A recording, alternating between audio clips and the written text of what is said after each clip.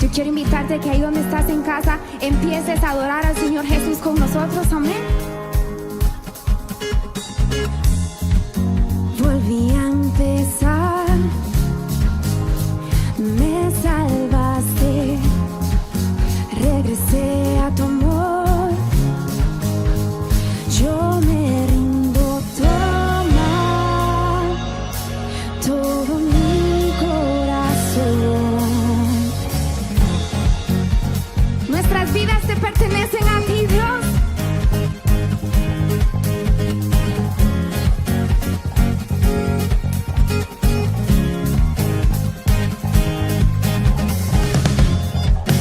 Quitas la opresión, tú nos libras y siento tu amor,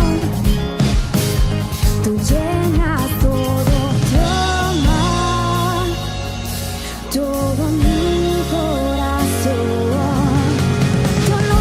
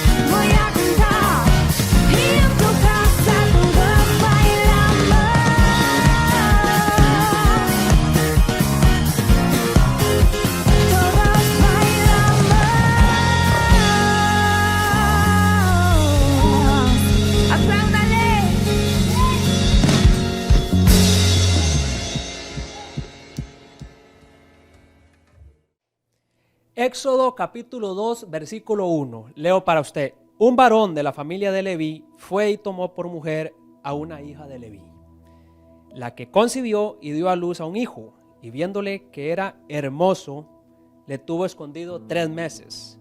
Versículo 3. Pero no pudiendo ocultarle por más tiempo, tomó una arquilla de juncos, le calafateó con asfalto y brea, y colocó en ella al niño y lo puso en un carrizal a la orilla del río. La historia que se narra en Éxodo capítulo 2, en estos primeros 2 versículos, trata de describir el origen del que fuera en ese momento el libertador para los hijos de Dios, el portador de la gloria manifiesta de Dios, aquel que se conoció como Moisés. Pero en estos versículos se esconde la humilde manera en que fue transportado Moisés, una humilde barca, un humilde barquito, una humilde cosa hechiza de juncos, si le podemos definir de alguna forma, pero con un origen muy humilde. Lo que transportaba en aquel momento la gloria poderosa de nuestro Señor fue una humilde barquita. Los historiadores dirán que era lo que había, pero nosotros creemos, por encima de lo que dicen los historiadores, que sabemos a un Dios que le place hacer las cosas como Él lo decida. Iglesia, para mí es un honor poder compartir con ustedes una vez más una semilla. Espero que el Señor, que está cumpliendo un propósito en usted, que está cumpliendo la palabra que fue soltada sobre usted, lo continuará haciendo desde hoy y todos los días, porque tenemos un Dios perfecto y poderoso que no se detiene, que se detiene en muchas cosas, pero su plan no se detiene. Entonces iniciamos con la semilla. La semilla de esta noche le puse por nombre el milagro de Dunkerque. Leo para usted, o le recito, le describo lo que pasó hace ya más de 60 años en un pueblo llamado Dunkerque, en Francia. Resulta que dice la historia que Dunkerque, y actualmente hoy lo es un pueblo costero. En 1940 el ejército alemán, que era el enemigo en ese momento, empieza a rodear Dunkerque. En Dunkerque había una cantidad de 300,000 soldados que estaban atrincherados.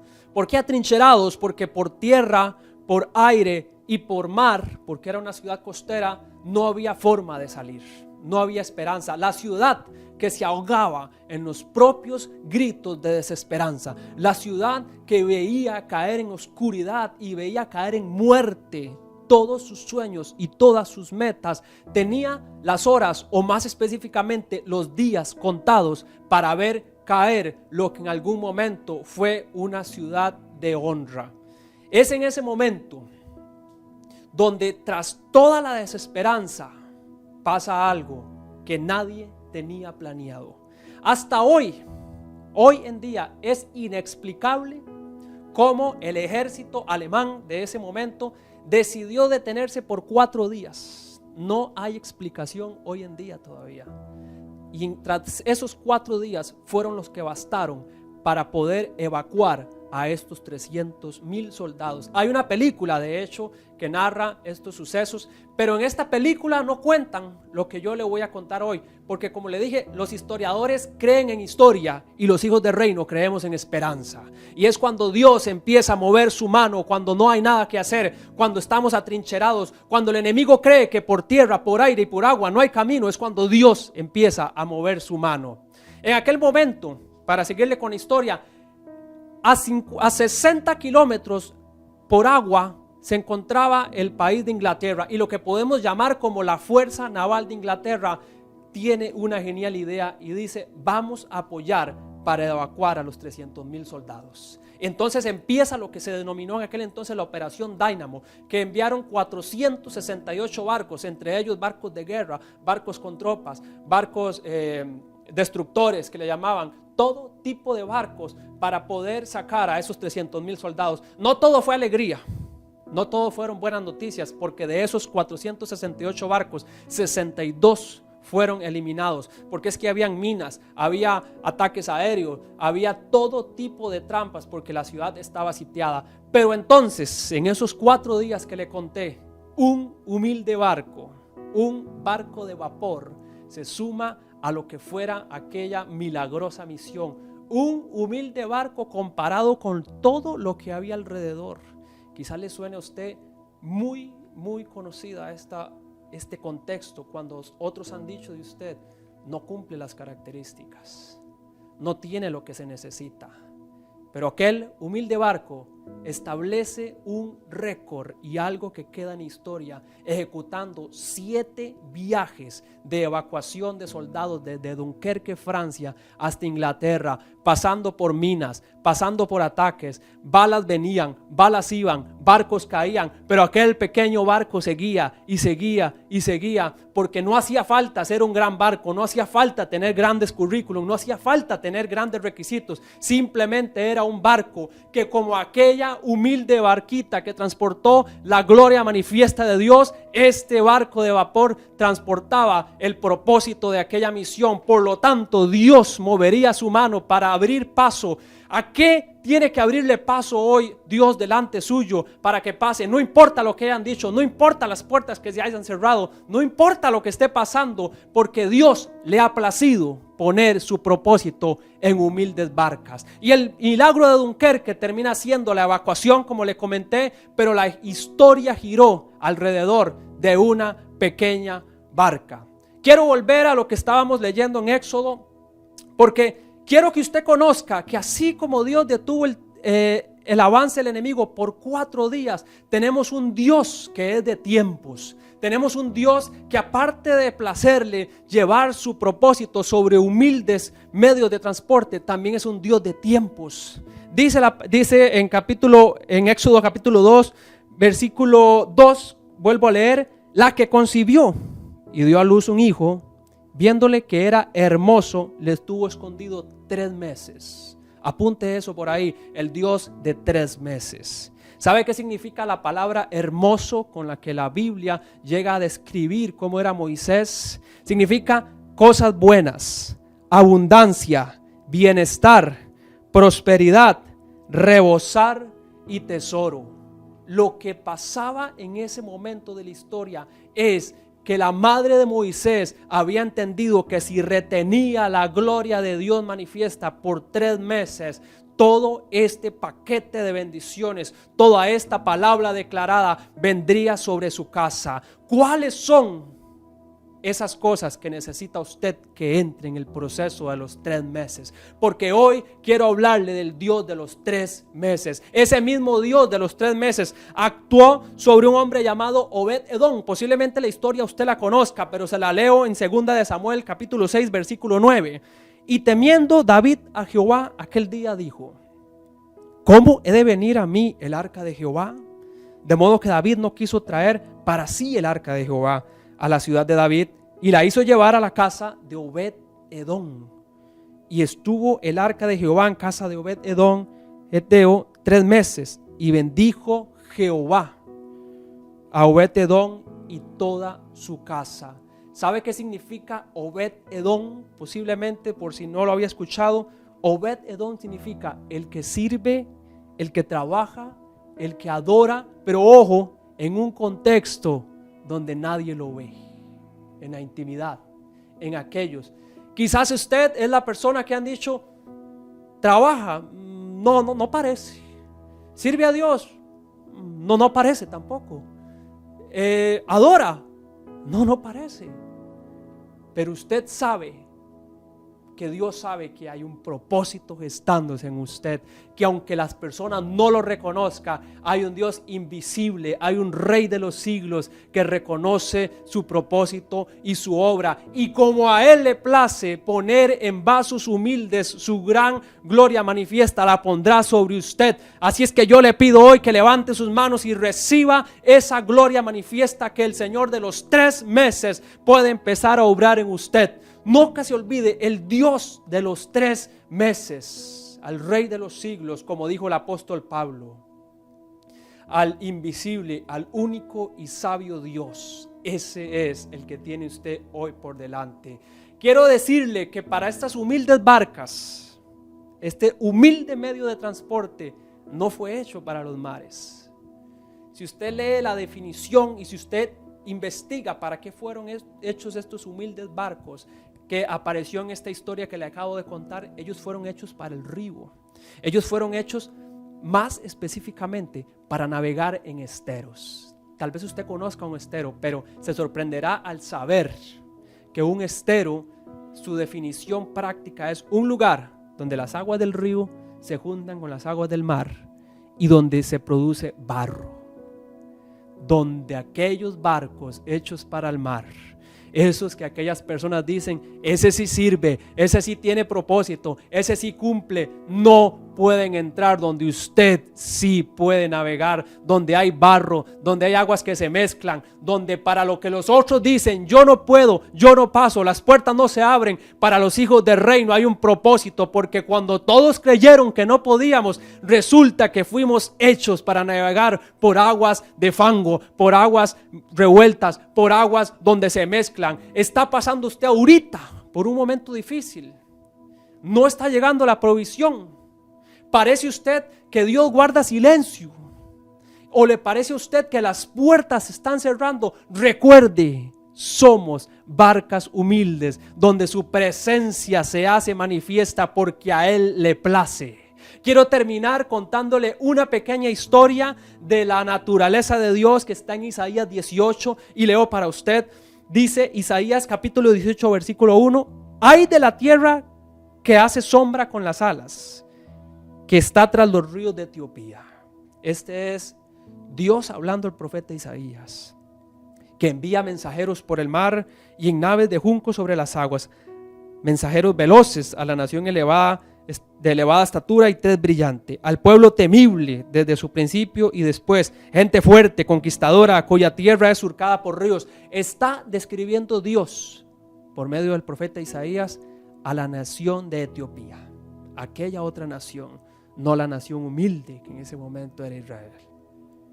Y dice: vosotros todos los moradores del mundo y habitantes de la tierra, cuando se levante bandera en los montes, miren, cuando se toquen trompeta, escuchen. O sea, cuando el Señor hable, escuchen. Cuando el Señor diga, escuchen. Y es aquí donde quiero que centrarnos, porque Jehová me dijo así: me estaré quieto y los miraré desde mi morada, como sol claro después de la lluvia, como nube de rocío en el calor de la siega. Yo quiero que usted vea que el Señor está sentado mirando lo que está pasando. ¿Necesita usted al Dios de los 3 meses? No se preocupe, porque ya somos barcas humildes y ya estamos aptos para recibir su gloria manifiesta de un Dios que está mirando y está a punto de decir: es contigo. Quédese con nosotros. Gracias por seguir con nosotros en su programa Iglesia en Casa. Yo quisiera invitarlo porque voy a tomarme unos minutos para compartirle una llave poderosa de bendición, de prosperidad y de ensanchamiento. Quiero compartirle una historia impresionante que registra la palabra de Dios y que quedó guardada en esta palabra para que hoy, muchos años después, siga siendo una señal, siga siendo un mapa profético para descubrir esas bendiciones que quedaron en esta palabra y que aún hoy siguen siendo efectivas para todo hombre y mujer que quiera marcar una nueva temporada en su vida. Mire, sígame por favor al libro de Primera de Samuel, capítulo 9. Esta historia es fascinante, es una historia impresionante que dice, capítulo 9 de Primera de Samuel y versículo 3, dice: y se habían perdido las asnas de Cis, padre de Saúl, por lo que dijo Cis a Saúl, su hijo: toma ahora contigo algunos de los criados, levántate y ve a buscar las asnas. Verso 4: y pasó el monte de Efraín y de allí a la tierra de Salisa y no hallaron, pasaron luego por la tierra de Salim y tampoco, después pasaron por la tierra de Benjamín y no las encontraron. Quiero decirle algo, porque cuando revisaba esta palabra, todos en nuestra vida algo se nos ha perdido. Todos un día algo se perdió. Ya llámese la paz, llámese la salud, llámese un negocio, algo se ha perdido. Pero esta palabra y esta historia que queda registrada, amado que me está escuchando, hermano que está en casa, amigo que me está escuchando, quiero decirte algo, porque al principio te dije, traigo algo de parte de Dios que va a cambiar tu circunstancia de una vez y por todas. El padre de Saúl había perdido unas asnas y manda a Saúl a buscarlas. Oiga, manda a buscarlas. Versículo 6, aquí hay un súper detalle. Versículo 6 de Primera de Samuel. Y le respondió: he aquí, el que caminaba con Samuel. El que caminaba con Samuel le dice: he aquí, ahora hay en esta ciudad un varón de Dios que es un hombre insigne, es un profeta.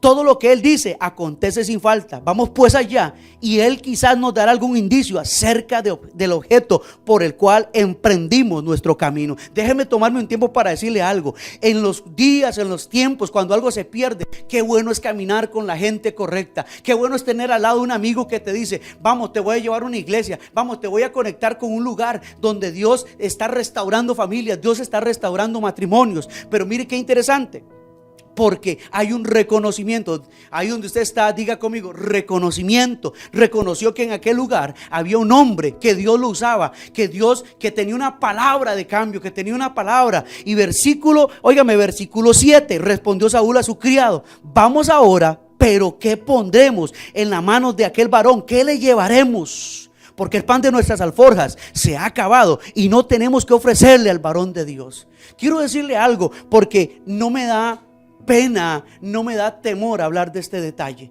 aunque para alguna gente esto se vuelva un tema controversial. Qué interesante que Saúl entendió cuando dijo: ¿y qué le pondremos en la mano de aquel hombre? Yo necesito que me dé una dirección, yo necesito que me guíe, yo necesito que me aclare el camino. ¿Qué pondremos en su mano? Es aquí donde quiero dejarle este principio. Hay ofrendas que poniéndolas en las manos de los hombres de Dios, hay ofrendas que cuando tú y yo las ponemos en el terreno de Dios. Hay ofrendas que nos van a ampliar el camino, hay ofrendas que nos van a aclarar el camino. Pero de lo que le estoy enseñando, que hay ofrendas que traen recuperación, hay ofrendas que nos permiten recuperar lo que se perdió en el camino.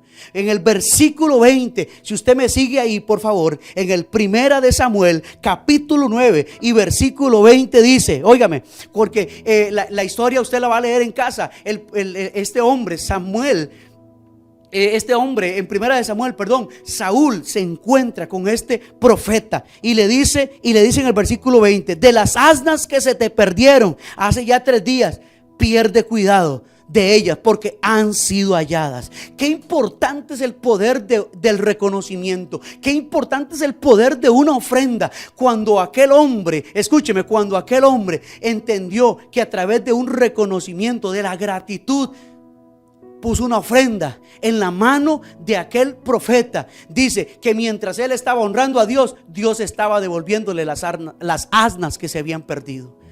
Sí, eso, a este punto quiero llegar.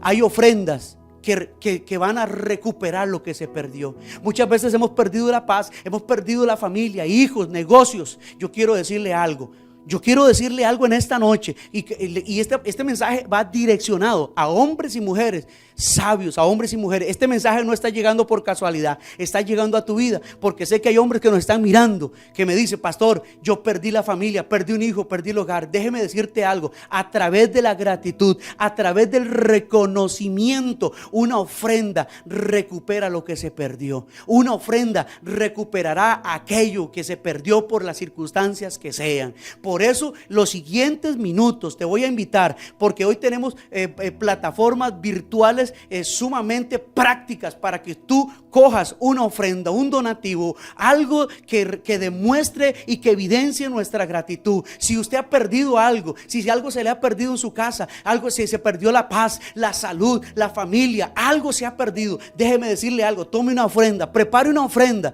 y a través de las plataformas de Simple Móvil y Depósitos, háganos llegar su donativo, y vamos a estar declarando una palabra: que lo que se ha perdido, lo que se haya perdido en tu casa, será recuperado. Y por medio de esta palabra profética del versículo 20, de lo que perdiste, pierde cuidado, porque han sido halladas. Oiga lo que te voy a decir. Voy a soltar una palabra direccionada por el Espíritu Santo, pero en los próximos 8 días Dios va a traer una devolución a tu casa por algo que se perdió. Algo se perdió en tu casa, algo se perdió en tu familia, algo se perdió, perdiste algo. Déjame decirte algo. Toma una ofrenda, envíala a estas cuentas, envíala, y te voy a decir algo. Por la palabra de profeta, en 8 días Dios va a traer una recuperación a tu vida. Vamos, lo invito para que se prepare, para que los siguientes minutos tú prepares una ofrenda especial y las hagas llegar. Y déjame decirte algo, que el Dios de la prosperidad, el Dios de la bendición, el Dios de la recuperación, óigame, descanse sobre tu casa, sobre tu vida, y que este sea tu mejor tiempo. Bendiciones.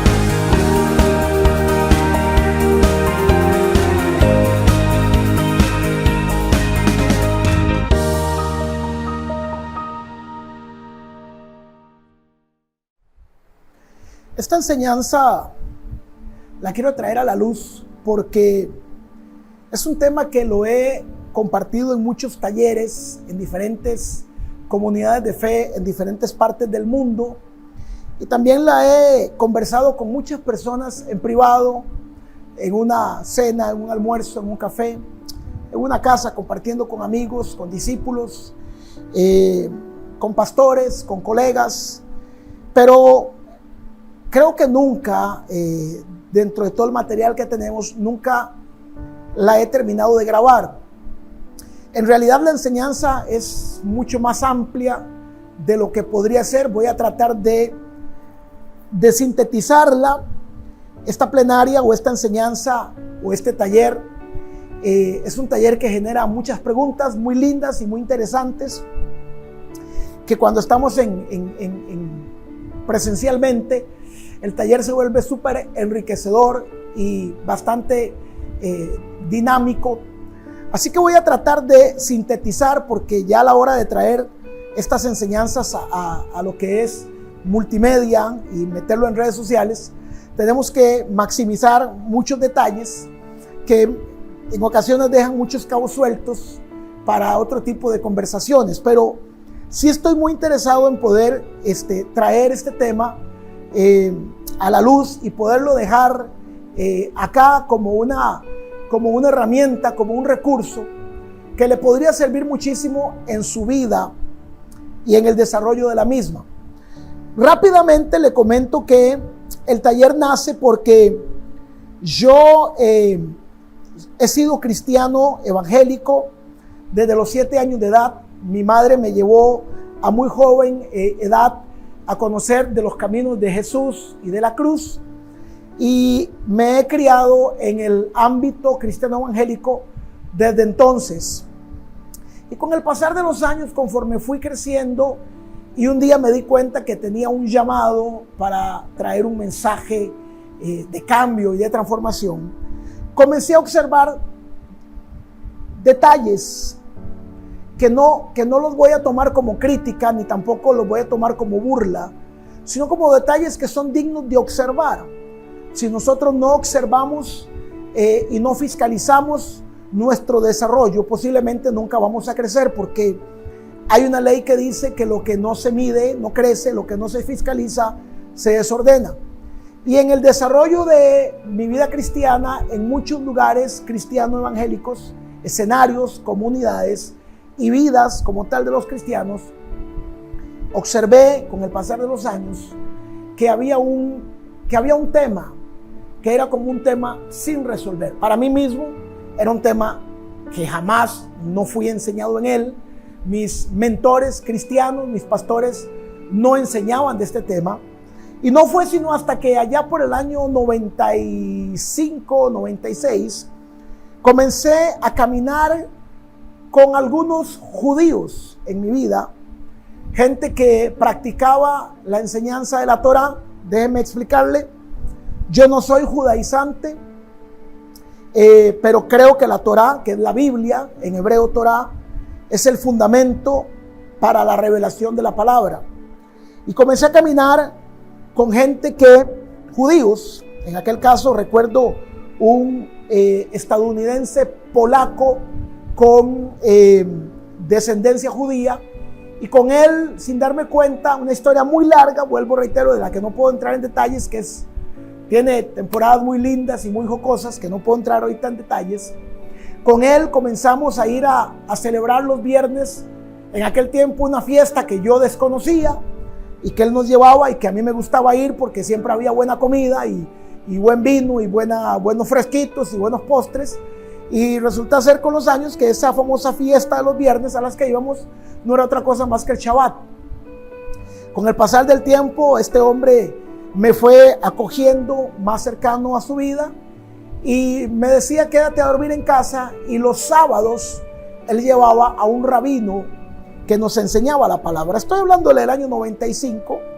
Muchos años después volví a encontrarme con otro moré y a entrar en otro tiempo y en otro escenario de estudios de la Torá más profundos, donde fui investigando y dándome cuenta de algunas verdades que han estado toda la vida ahí, pero que en el cristianismo, posiblemente por no tener las herramientas necesarias, son muy complicadas de desarrollar o de descubrir.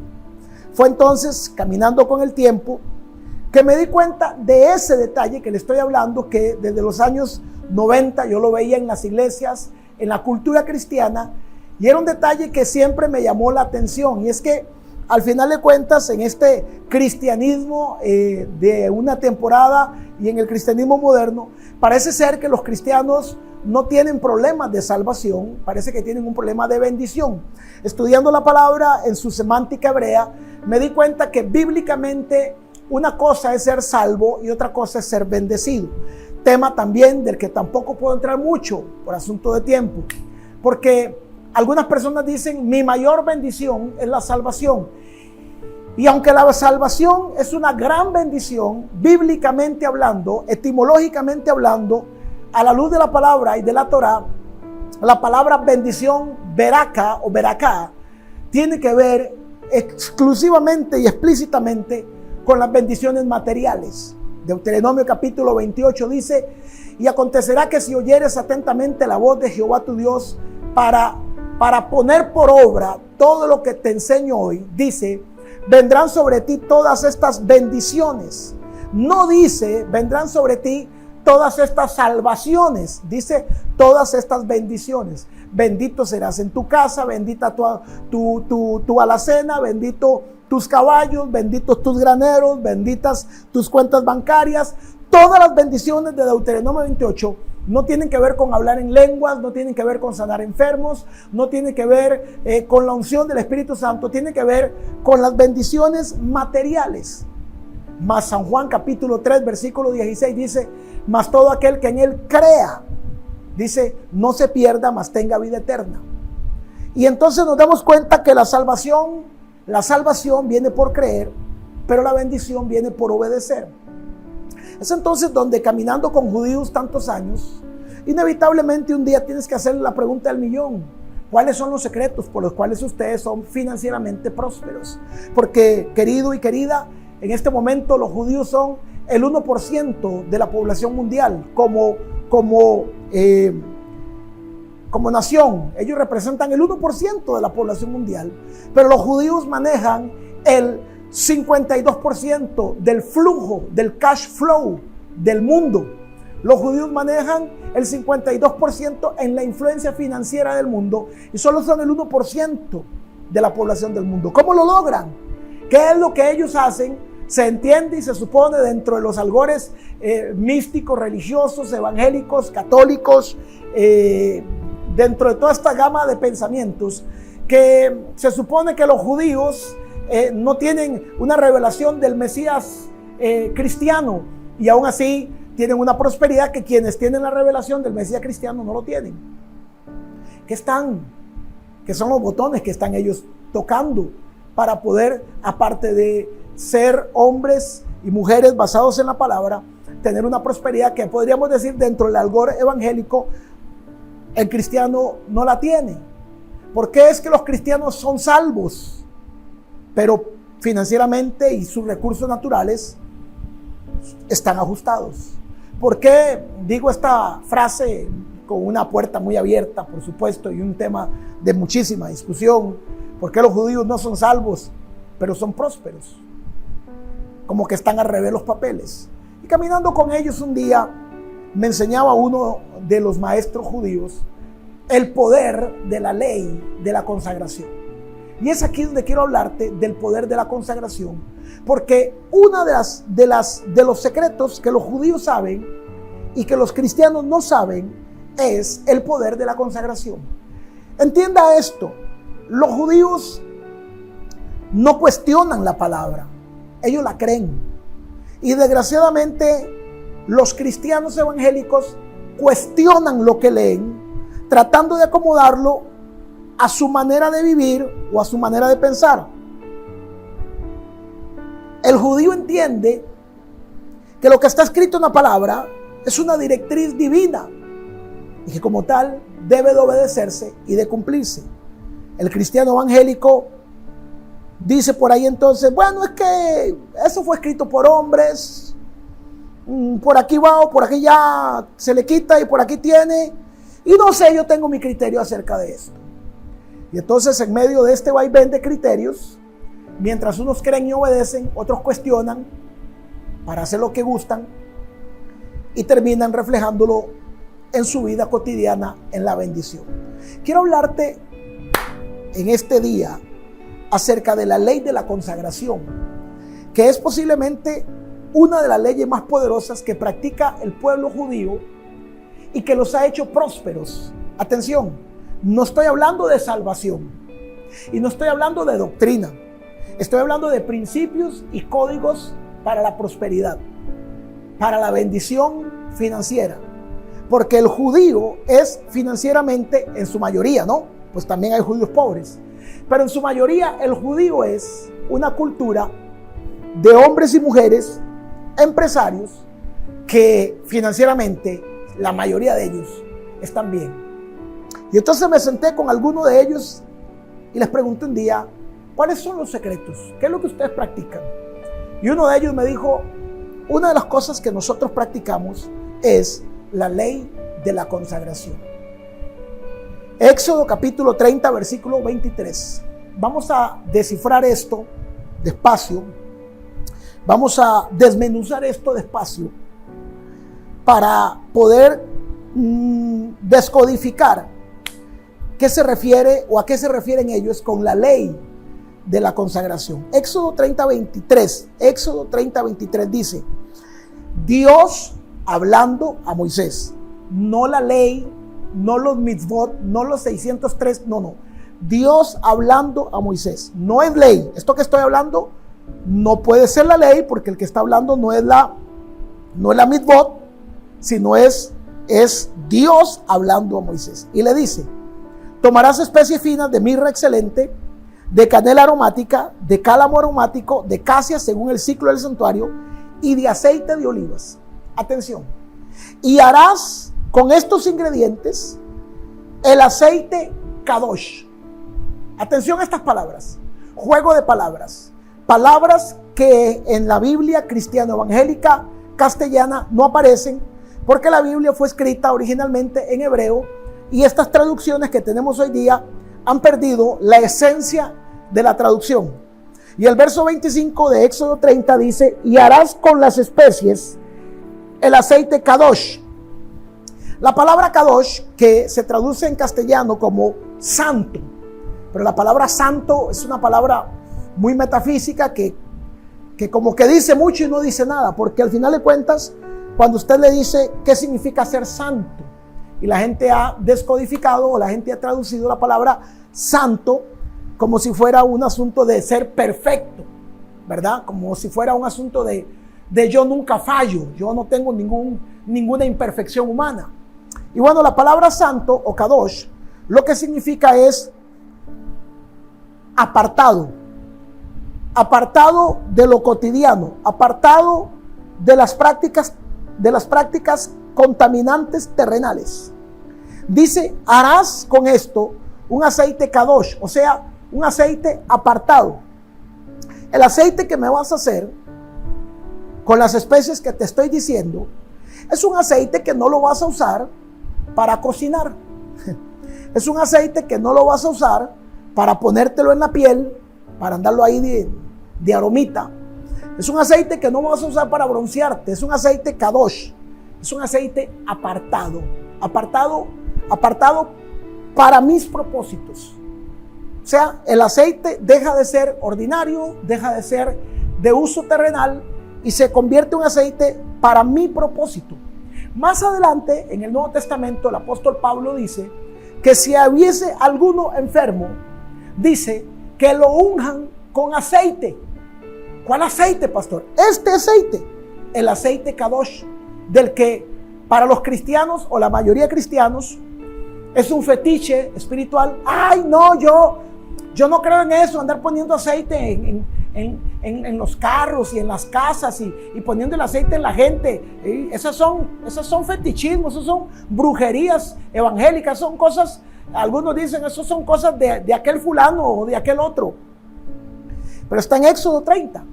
Y el Señor dice, con las especias aromáticas y con el aceite de oliva las vas a mezclar y me vas a hacer un aceite kadosh y lo vas a separar. No es para cocinar, no es para hacer huevo frito, no es para broncearse, no es para echarse en el cabello, es para que sirva para mis propósitos. Ahorita vamos a ver el propósito. Dice, superior ungüento según el arte del perfumador será el aceite kadosh.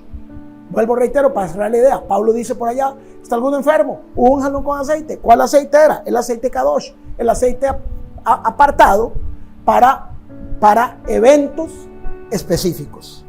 Verso 26. Con él, atención, con él consagrarás, o sea, con él vas a ungir, con este aceite kadosh, vas a ungir el tabernáculo de reunión, el arca del testimonio, la mesa, atención, las copas de la mesa.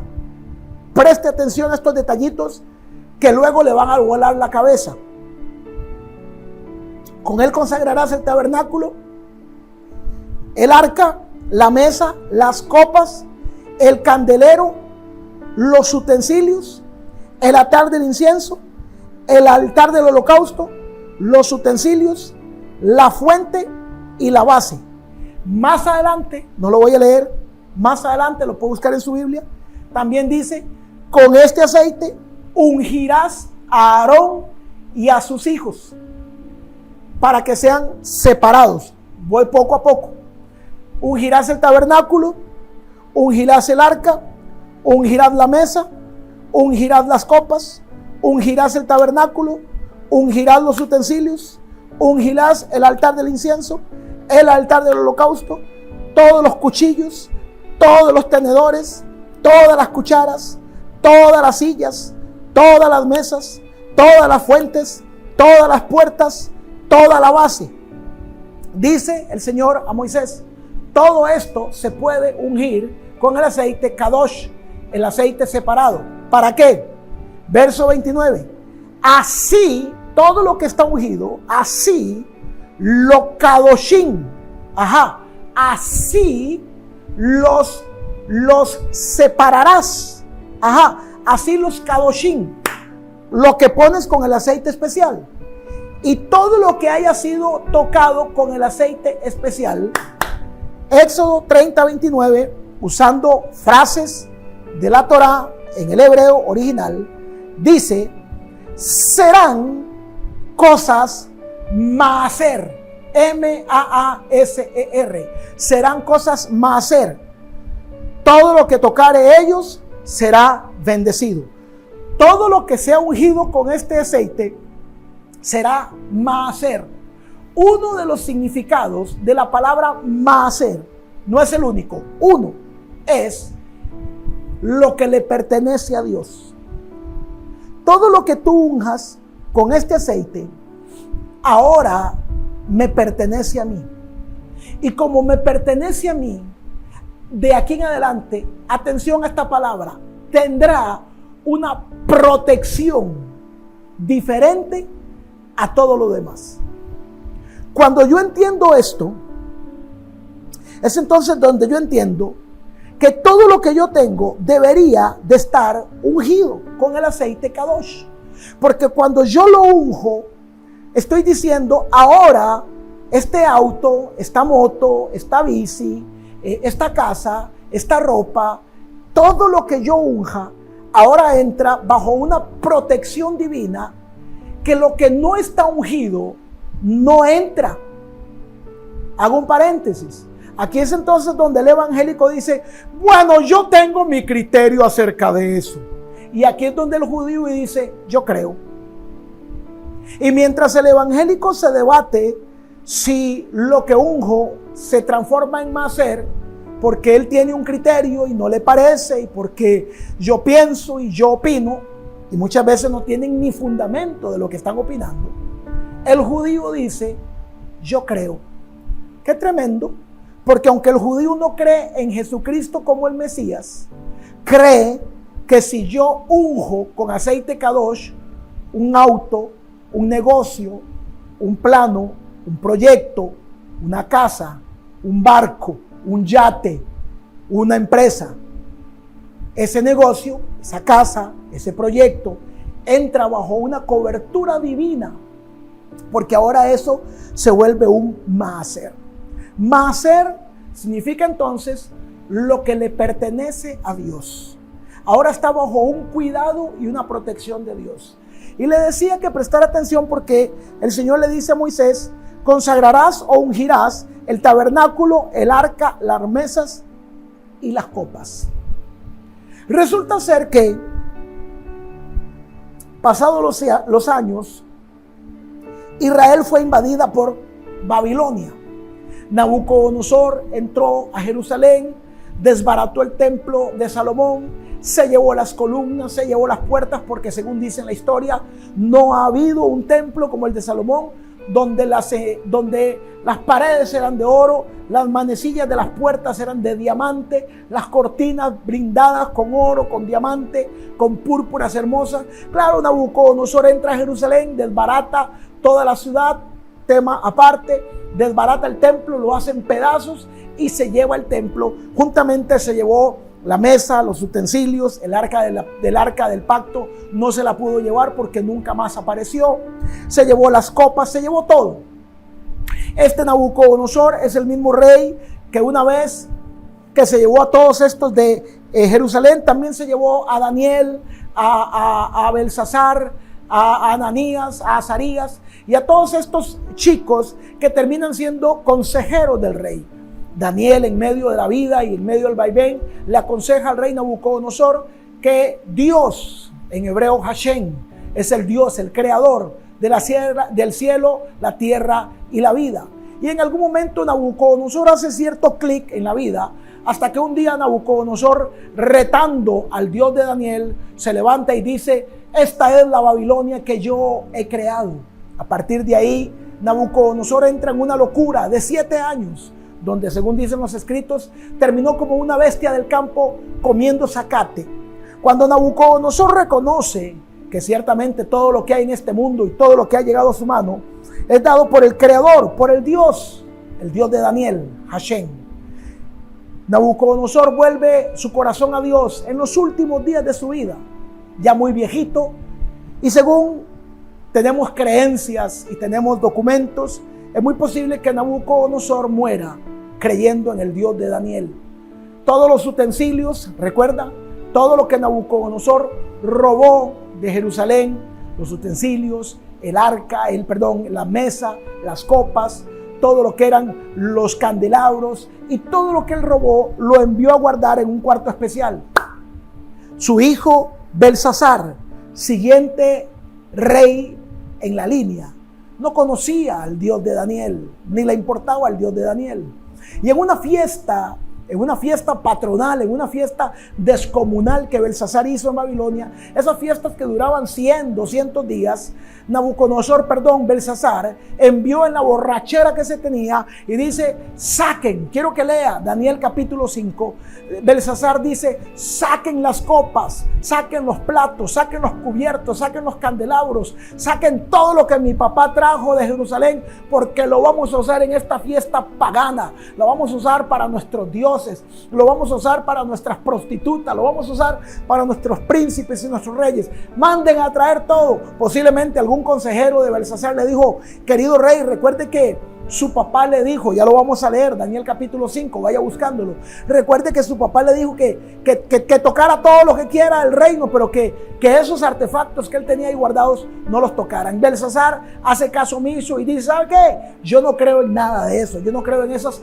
patrañas que Daniel le enseñó a mi papá, de que esas cosas están consagradas, de que eso es maaser, que eso le pertenece a un Dios superior. El Dios de los babilonios se llamaba Marduk. Y posiblemente Belsasar le dice: aquí no hay Dios más grande que Marduk. Esto es pura habladas que Daniel le metió a mi papá para manipularlo, para sacarle la plata. Esas son puras habladas que Daniel le dijo, que esto está consagrado, que esto va a ser, que esto es pura paja. Traigan los platos, traigan los cubiertos, traigan las copas, traigan todo lo que hay ahí guardado, que yo les voy a demostrar a todos ustedes que ese Dios del que hablaba Daniel, ese mentado Hashem, ese tal Dios que hablan de que es el Dios creador, eso es una patraña más. Les voy a demostrar que aquí el Dios del universo se llama Marduk, el Dios de los babilonios, y vamos a tomar y vamos a embriagarnos y vamos a festejar.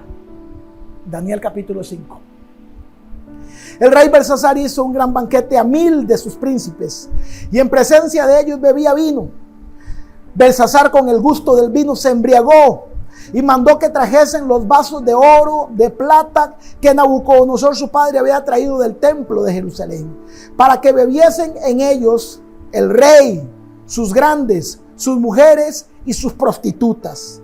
Fueron traídos los vasos de oro que habían traído del templo de la casa de Dios que estaba en Jerusalén, y bebieron en ellos el rey, sus príncipes, sus mujeres, sus prostitutas. Bebieron vino, alabaron a sus dioses de oro, de plata, de bronce, de hierro, de madera y de piedra. Verso 5. Mientras Belsasar estaba tomando vino, ya no le bastaba con las copas de oro o las copas de plata del reino de Babilonia. Ahora Belsasar mandó a traer aquellas copas de Éxodo 30, ¿se acuerda? Las copas Maaser. Acuérdese esta palabra, las copas Maaser, las copas que le pertenecían a Dios. Quiero que observe detalles que a simple vista no se observan. Mientras Belsasar estuvo haciendo banquete y estuvo haciendo relajo y estuvo tomando alcohol hasta embriagarse, él, sus prostitutas, sus amigos, sus príncipes, sus aliados, mientras Belsasar estuvo gastando el dinero de su padre y gastando el dinero de Babilonia, Dios no se metió con él. Gasta lo tuyo es tuyo. Gástalo en lo que tú quieras, en drogas, en prostitutas, en juegos de azar, en fiestas, en alcohol, en lo que tú quieras, gástalo. Pero Belsasar mandó a traer las copas Maaser, lo que le pertenecía a Dios, lo que estaba bajo el cuidado de Dios. Y Belsasar echa vino y dice: les voy a demostrar que ese Hachén, que ese Dios, que esas habladas, que eso son puras habladas, que lo escogido por Dios, que lo que Dios protege, eso es pura hablada.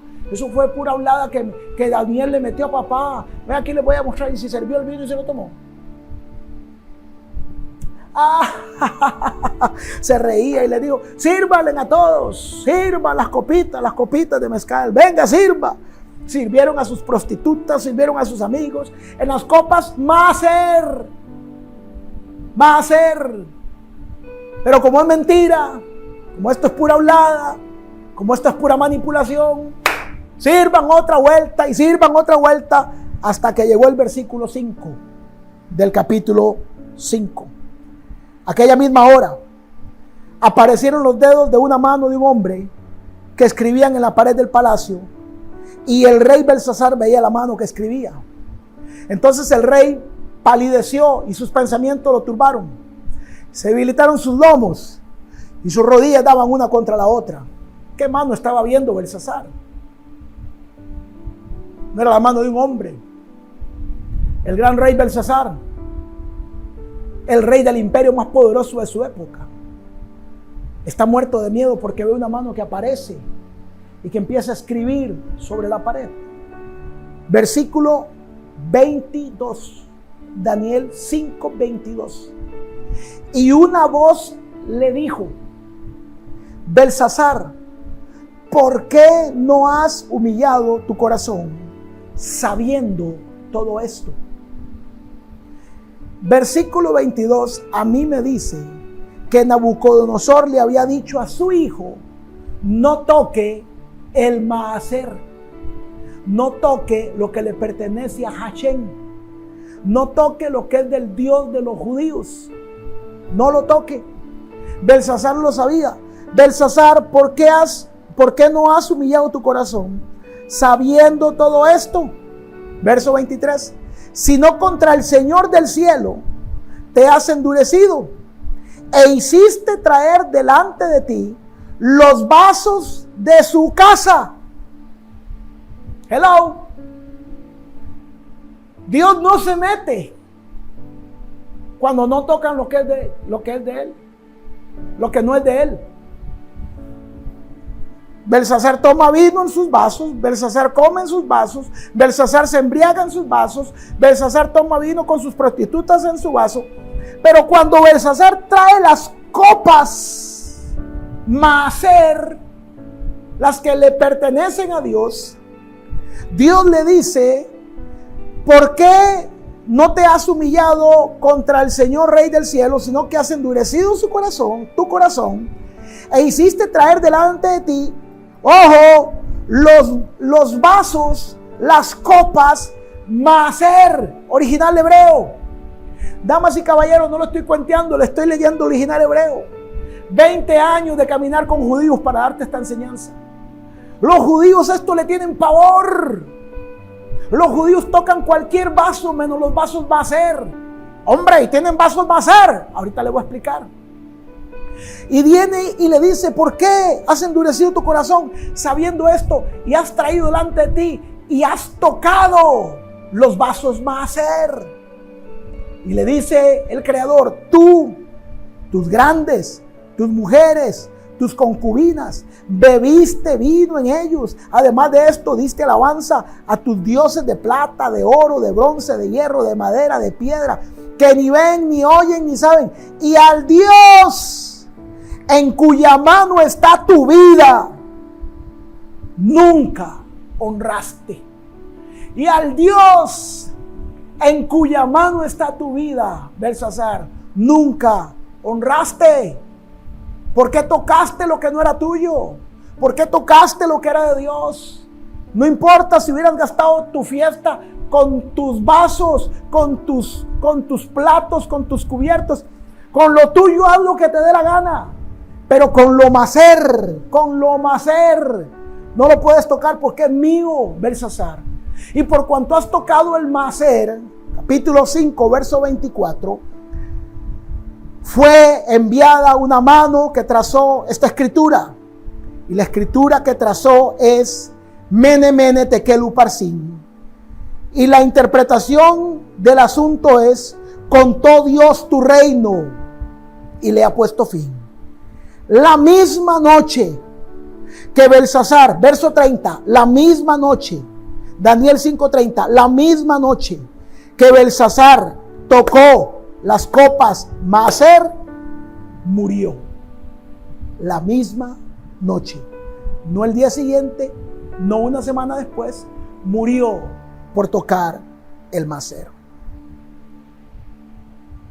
Úngelo y conságralo.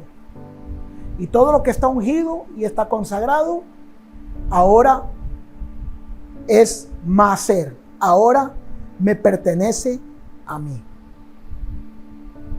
Damas y caballeros, si hay una ley espiritual que los judíos respetan y me dicen, Palomo, esta es una de las leyes de nuestra prosperidad, y es que nosotros consagramos nuestros bienes, nosotros consagramos Kadosh, Kadoshim, nuestras casas, consagramos nuestros negocios, consagramos nuestros proyectos financieros, porque cuando los consagramos sabemos que el Creador, el Dios de Daniel, es el que protege nuestros negocios y nuestras casas, para que ninguna fuerza alrededor de lo nuestro. ¿Cuáles fuerzas, Palomo?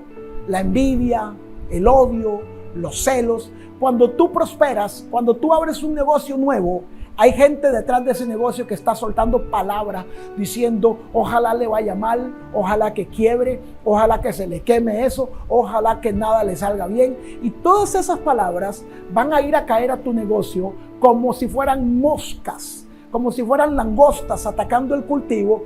¿Por qué? Porque en todas estas palabras la Biblia dice, hay vida y hay muerte en el poder de la boca. Cuando tú abres tu negocio, hay gente, lo quieras creer o no, hay gente que va a pagarle a brujos y brujas para echarte en brujos para que tu negocio quiebre, para que la gente no llegue. Tanto que hablan los evangélicos de demonios, tanto que hablan los evangélicos del diablo. Y cómo me extraña a mí que muchos evangélicos y muchos cristianos no crean el poder de la brujería.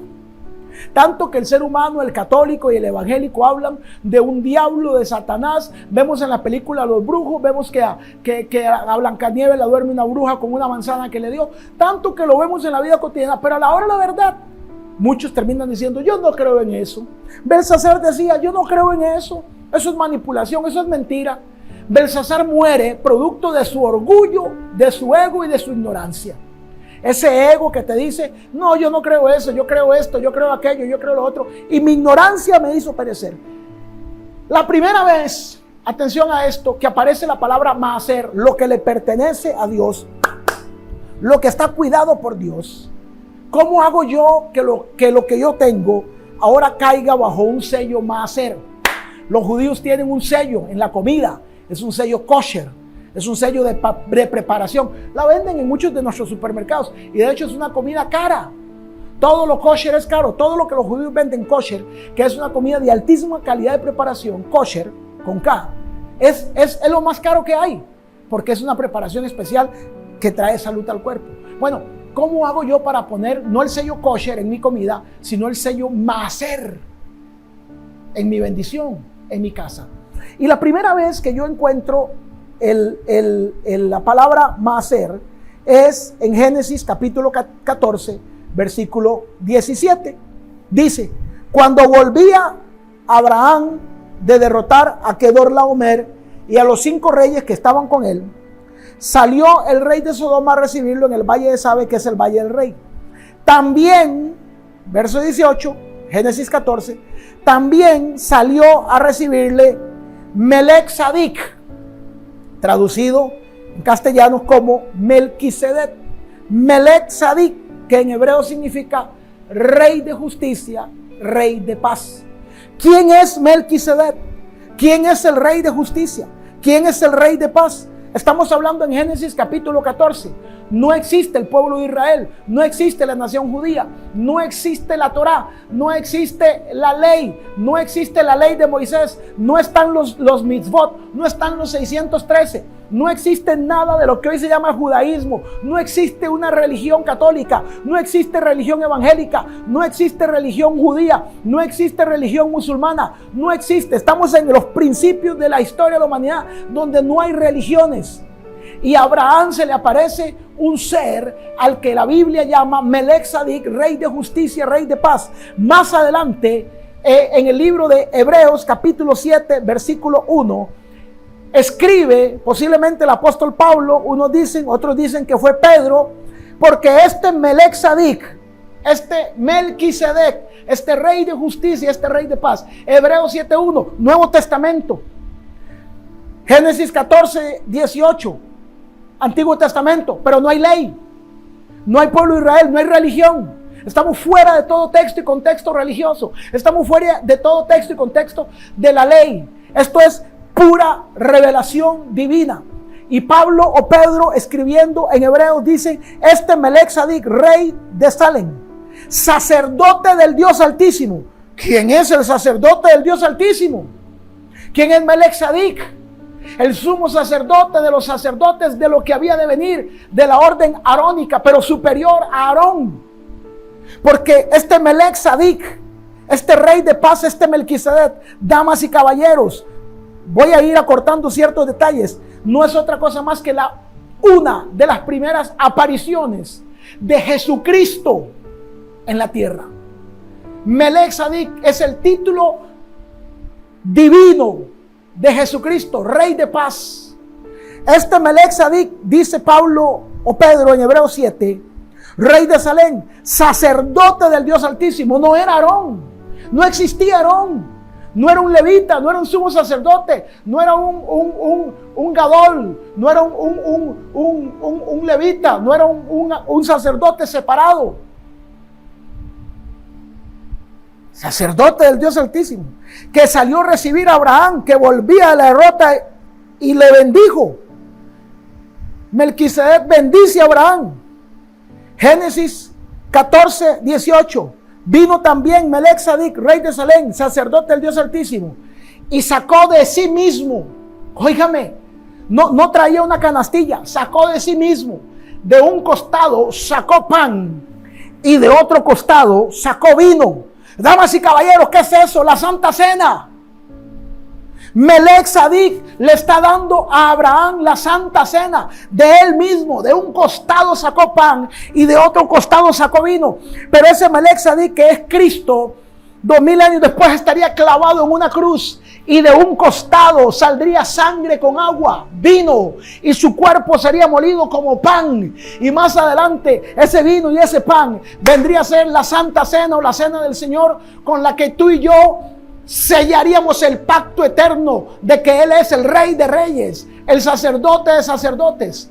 No pertenecemos a una orden arónica, No somos levitas los que no son judíos, los que somos gentiles, los que servimos a Dios. Yo, Víctor Palomo, y todos los pastores, escúcheme, deje de desviarse y deje de hacerse ilusiones vanas, porque hay un sacerdocio mucho mayor que el sacerdocio de Aarón. Ay, es que yo soy levita. No importa que no sea levita, es que yo soy de la orden de Aarón. No importa que no sea de la orden de Aarón, es que yo vengo de la tribu de Judá. No importa si no viene de la tribu de Judá.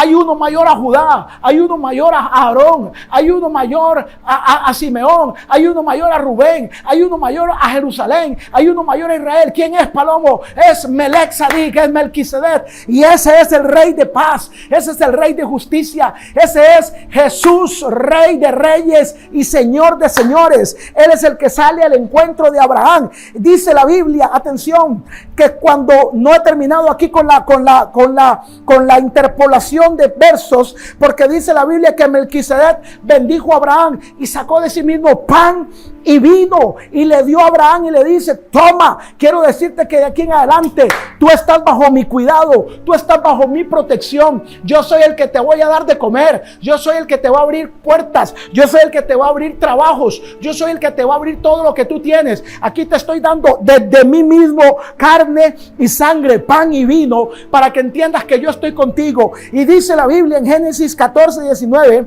que Melquisedec bendijo a Abraham y le dijo: bendito sea Abraham, a quien el Dios de los cielos, creador de los universos y de la tierra, protege. Bendito sea Abraham, a quien el Dios de los cielos y de la tierra protege. Y bendito sea el Dios Altísimo, que entregó tus enemigos en tu mano. Y Abraham, dice Génesis 14:20, y Abraham se dio vuelta, dice en hebreo, y Abraham wayiten lo maser mikol, en hebreo, en la Torá, Abraham wayiten lo maser mikol, y Abraham le dio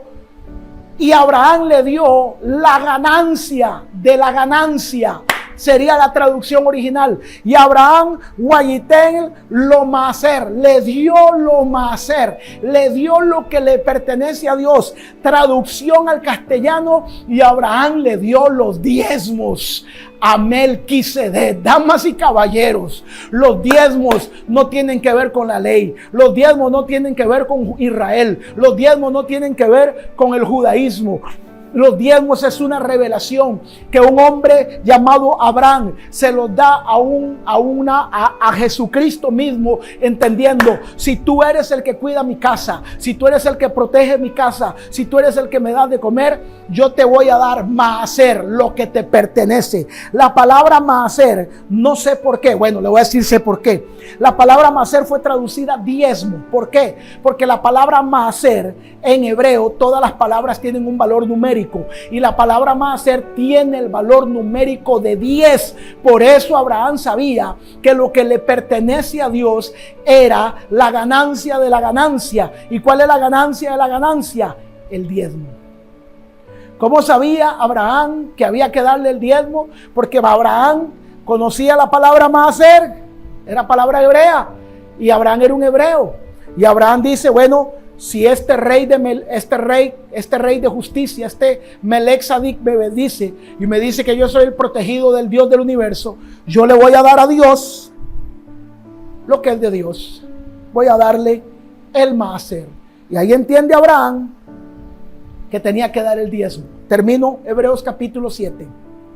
Porque este Melquisedec, rey de Salem, sacerdote del Dios Altísimo, que salió a recibir a Abraham, que volvía de vencer a los reyes, y le bendijo, a quien asimismo dio a Abraham, Hebreos 7:2, el maaser de todo, cuyo nombre significa primeramente rey de justicia y también rey de Salem, esto es rey de paz, sin padre, sin madre, sin genealogía, que no tiene principio ni tiene final, sino, Hebreos 7:3, sino que es hecho semejante al Hijo del Hombre. ¿Quién es el Hijo del Hombre? Jesucristo. Dice, cuyo sacerdocio permanece para siempre. Damas y caballeros, muchos pastores evangélicos y muchas personas dicen, es que los diezmos no se tienen que dar porque como ya murió los levitas y los sacerdotes arónicos, ya no se debe dar diezmo. Pero es que el diezmo no se le dio a Aarón, porque dice el mismo Hebreos capítulo 7, que cuando Abraham diezmó a Melquisedec, Aarón, que estaba en sus lomos, también diezmó a Melquisedec, y es mayor al que se le da los diezmos. En otras palabras, el sacerdocio de Jesús es para siempre. Víctor Palomo no es un sacerdote de la orden de Aarón. Víctor Palomo es un sacerdote de la orden de Melquisedec. Es una orden superior. Porque la orden de Aarón ya desapareció, pero la orden de Melquisedec sigue de pie. Y le entrega el macer. Le entrega lo que le pertenece a Dios. Y cuando le entrega lo que le pertenece a Dios, la protección del Dios creador ahora está sobre Abraham. Por eso pelean contra él 5 reinos y no lo pueden vencer. Por eso viene luego otro reino más, no lo puede vencer. Porque Abraham ahora está protegido por ángeles y por una protección que ningún Instituto Nacional de Seguros te puede dar. Abraham ahora está protegido por la sombra del Omnipotente. El que habita la sombra, el que habita el abrigo del Omnipotente. La sombra de Jehová. Esto no es un dicho, esto es vivir bajo la sombra. El maaser significa 10, porque el número 10 en la Biblia significa prueba de fe. Por eso se nos pide el maaser para probar nuestra fe. Escuche rápidamente. 10 hombres ocupaban Sodoma y Gomorra para demostrar que había un remanente fiel en la ciudad y no ser destruida. No estaban. Escuche, 10 veces le cambiaron el sueldo a Jacob para probar si amaba a Rebeca. 10 veces, 10 plagas vinieron a Egipto para probar el corazón del faraón. 10 mandamientos le dieron a Moisés para probar la obediencia de nuestro corazón. 10 grados atrás retrocedió el sol al rey Acaz como prueba de que la palabra de Dios era fiel y eficaz.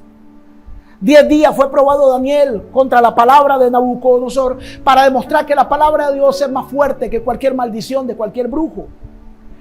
10 monedas tenía la mujer de la parábola de la moneda perdida, porque las 10 monedas en el matrimonio judío significa fidelidad. 10 leprosos fueron sanados por Jesús para probar en aquel pueblo donde Jesús estaba que Él era el Mesías, porque en la época de Jesús había un milagro que no podía sanar nadie y era la lepra. Solo el Mesías lo podía hacer. Y Jesús no sanó a 1, sino que sanó a 10 de un solo bombazo para que se dieran cuenta que Él era irrefutablemente el Mesías. 10 vírgenes fueron probadas en su fe y su fidelidad en la parábola de las 10 vírgenes. Y según Apocalipsis capítulo 2, la crisis que vendrá sobre la iglesia en los últimos tiempos durará 10 días. Si usted acaba de observar, le acabo de dar 10 pruebas bíblicas de que el número 10 significa prueba de fe. Cada vez que tú y yo recibimos nuestro dinero, el diezmo lo que hace es probar nuestra fe. ¿En quién está puesta nuestra esperanza? Job capítulo 1, con esto termino. Hubo en la tierra de Uz un varón llamado Job, perfecto, recto, temeroso, apartado del mal. Le nacieron 7 hijos, 3 hijas. 7 hijos, 3 hijas. 10. ¿Por qué 9? ¿Por qué no 11? ¿Por qué no 8? ¿Por qué no 14? ¿Por qué 10? Y acontecía que habiendo pasado los días de fiesta de sus hijos, Job venía y los kadosh. Job venía y los apartaba. Y se levantaba de mañana y ofrecía un corbán maaser, dice el original. Ofrecía un corbán maaser.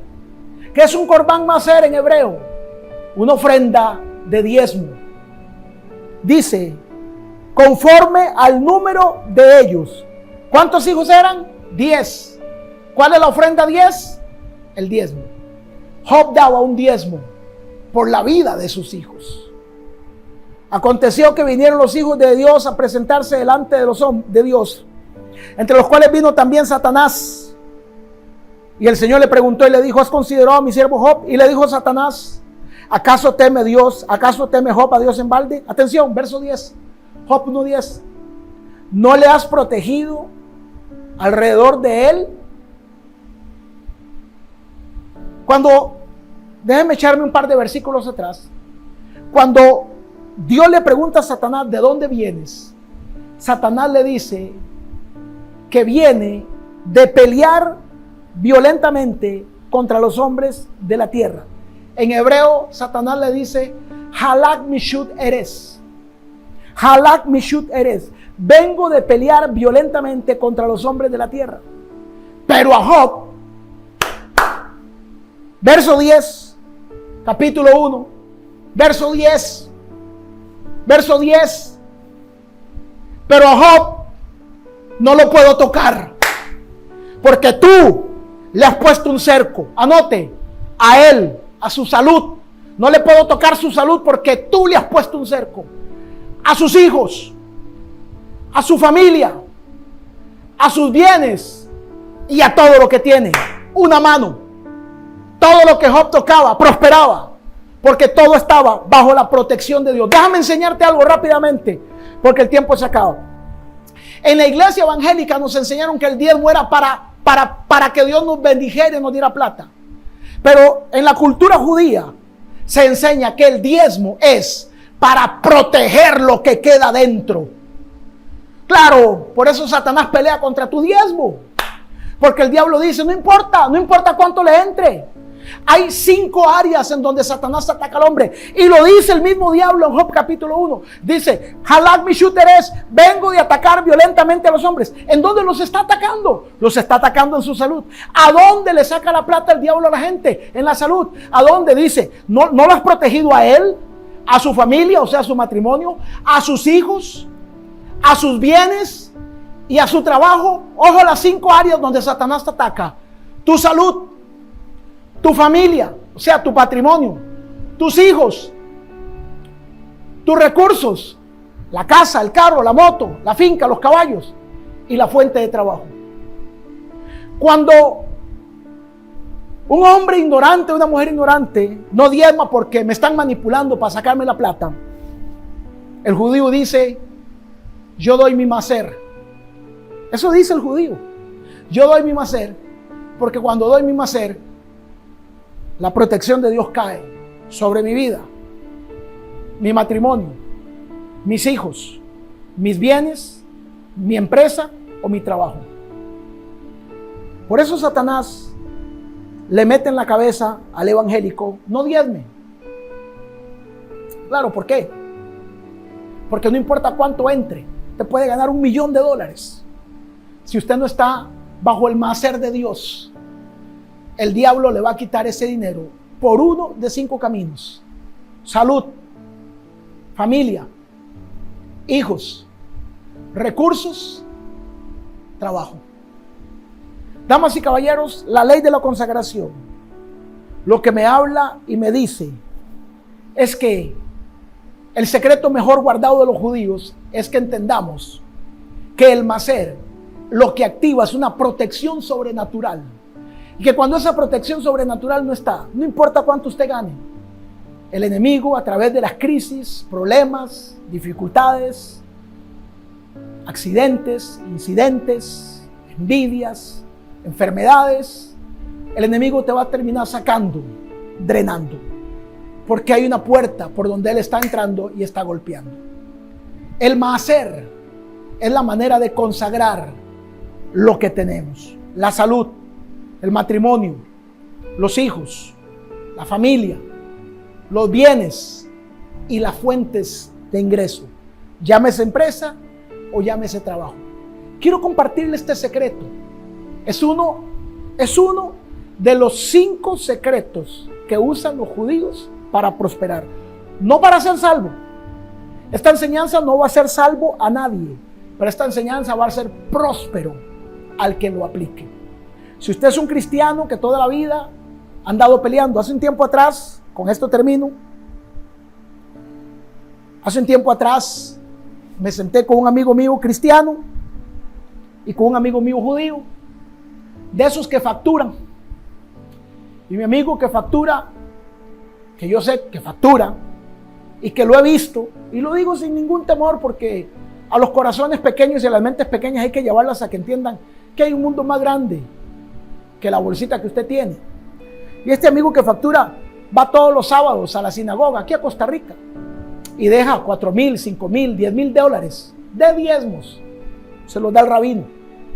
Y mi amigo que está sentado en la mesa con él le dice a mi amigo el judío: dígame cuál es uno de los secretos para prosperar. Y mi amigo el judío, con su reloj Rolex de por lo menos, no sé, 25, 35 mil dólares, con sus zapatos de 1,500 dólares, con su faja de 800 dólares, con un carro ahí parqueado de 145 mil dólares, con una entrada semanal, porque si dejó 10,000 dólares esa semana ahí, Rolfo, ¿cuánto le entró? Y le entraron 100,000. O sea, metió 100,000 dólares por semana. Y mi amigo el cristiano evangélico, que no tiene ni una moto para andar, que siempre anda pidiendo prestado, con una camisa que se le ven las tetillas y que yo lo llevo por gracia y favor, cuando le pregunta a mi amigo el evangélico, a mi amigo el judío, que cuáles son los secretos, y el judío le dice: yo doy el macer a mi rabino. Y le dice mi amigo el evangélico, cruzando la pata, así jugando importante: bueno, yo tengo un criterio con respecto a eso. Hermano, en ese momento yo me sentí pequeño, incómodo. Yo dije: ¿en qué momento traje yo a este hermano, a este pedazo de bendición? Yo tengo mi criterio acerca de eso. O sea, damas y caballeros, los cristianos defienden, se enojan, pelean, debaten, critican, como si tuviesen la verdad. Pelean en su ignorancia. Mi amigo el evangélico, y lo digo con todo respeto, yo sé que es un hombre alcanzado, que no le alcanza el mes, yo sé que está pasando tiempos difíciles, y le dice a este otro que factura 100,000 dólares al mes: bueno, yo tengo mi criterio acerca del diezmo, y yo creo que, y empieza a debatirle al judío que está prosperado, que le está demostrando: óigame, ¿cómo somos tan cortos de vista? Si el judío le está demostrando que dando el macer, que dando el diezmo, tiene una vida próspera, y yo con mi pobreza debatiéndole al judío que el diezmo es un asunto que de la ley, que bueno, y como ustedes son de la ley, seguro a ustedes les funciona. Señoras y señores, después de esta enseñanza, usted o sigue siendo el mismo ignorante, peleando la ignorancia en la que ha vivido, o usted dice: definitivamente Dios me está hablando. Si usted es de esos cristianos que no diezman porque piensan que el diezmo se lo comen en confites, y usted debe entender lo que Dios le está hablando en este día a través de esta enseñanza. Para mí el macer es uno de los principios más poderosos para prosperar. Lo he visto a mis amigos judíos practicarlo por más de 25 años y no veo un judío que lo practique que esté en necesidad. Aquí le dejo esta joya, aquí le dejo este regalo, aquí le dejo esta enseñanza. A mí me cambió mi vida hace 15 años cuando comencé a practicarlo, porque yo vengo de una iglesia evangélica donde no me enseñaron a diezmar, donde más bien creíamos lo que yo creía, lo que muchos de ustedes creen, hasta que un día dije: bueno, voy a probar si este bendito macer de verdad es efectivo. Y puedo decirle hoy, 15, 20 años después de haber empezado a practicar esto, que no he visto justo desamparado, ni de su descendencia que mendigue pan, que practique el macer. Te dejo esta enseñanza. Quedamos abiertos para cualquier café, cualquier comentario, conversatorio, pero analiza lo que te acabo de enseñar, que te estoy hablando a la luz de la palabra y te estoy hablando una verdad que muy poco cristiano conoce. Te bendigo y espero que esta enseñanza sea de bendición para tu vida.